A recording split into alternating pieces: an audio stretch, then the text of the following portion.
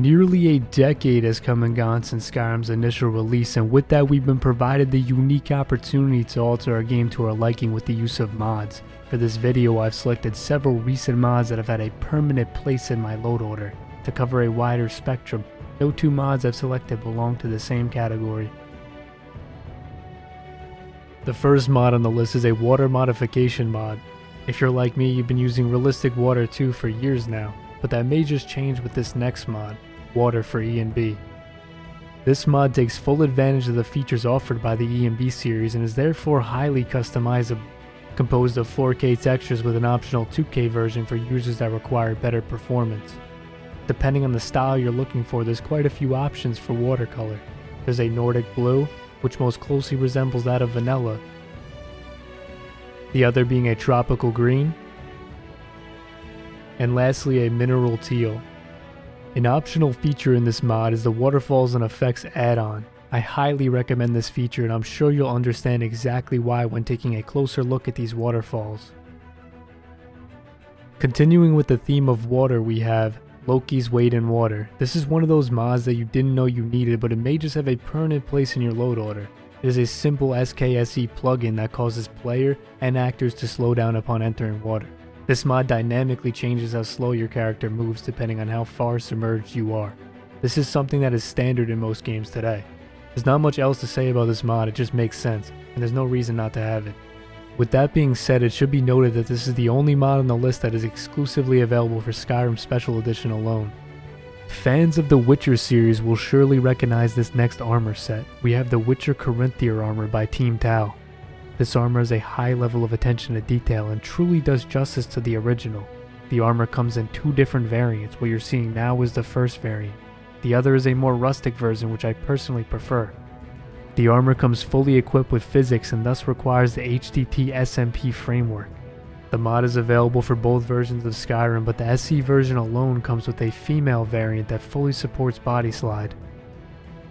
Next up we have a weapon mod known as Sarta, Leather Wrapped Sword.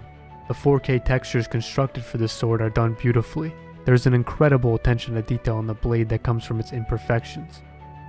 The author made the sword seem as though it's seen its fair share of combat. This is shown by the scratches and blemishes that litter the surface, as well as the bloodstains near the tip. Beyond its elegant design, the weapon just fits perfectly into Skyrim. It comes in both a silver and gold variant. The change in coloration between the variants is most noticeable on the hilt and pommel.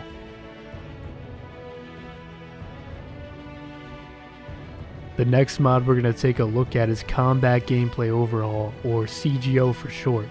CGO is an expansive combat and movement overhaul mod that essentially fixes Skyrim's clunky combat all on its own. CGO introduces several new game-changing features.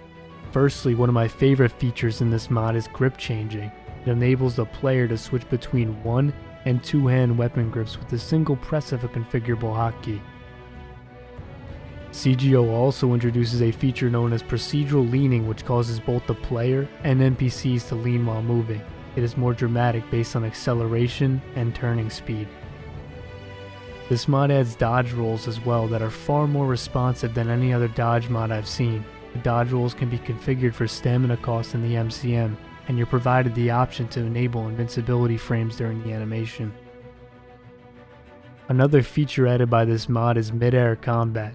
It allows the player to swing in mid-air with both normal and power attacks. It provides a completely new approach to combat that hasn't been seen before.